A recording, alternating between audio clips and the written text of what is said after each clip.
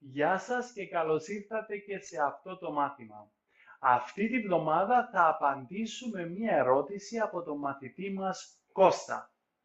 Λοιπόν, ο Κώστας μας ρώτησε πώς χρησιμοποιούμε τη λέξη καταφέρνω.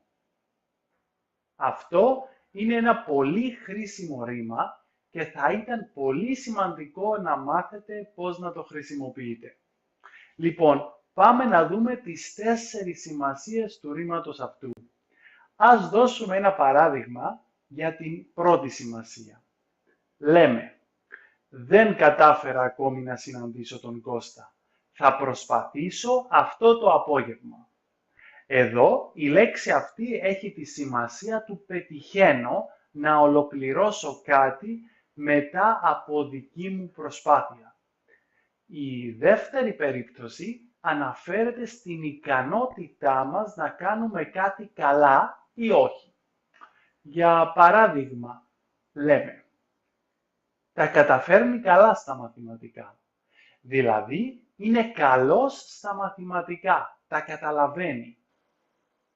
Άλλα παραδείγματα είναι, ο Νίκος τα καταφέρνει στη ζωγραφική. Δηλαδή, είναι καλός ζωγράφος. Πολύ ωραία η δεύτερη σημασία του ρήματος αυτού και πολύ χρήσιμη. Η τρίτη περίπτωση είναι όταν κάποιος έχει την ικανότητα να πείθει άλλους ανθρώπους να κάνουν κάτι που θέλει. Μπορούμε να πούμε, ο Νίκος πάντα με καταφέρνει και του δίνω λεφτά. Δεν μπορώ να του πω όχι. Ή λέμε, τον κατάφερα να έρθει μαζί μου. Δηλαδή, τον έπεισα να έρθει μαζί μου.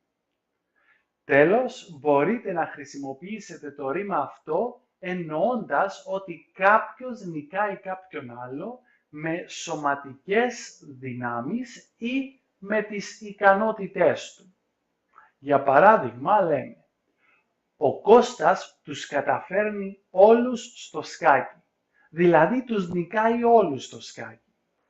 Αυτά για σήμερα. Ελπίζω ο Κώστας και όλοι εσείς να καταλάβατε τώρα πώς να χρησιμοποιείτε το ρήμα αυτό. Σας ευχαριστώ πολύ και τα λέμε το άλλο Σάββατο. Γεια χαρά!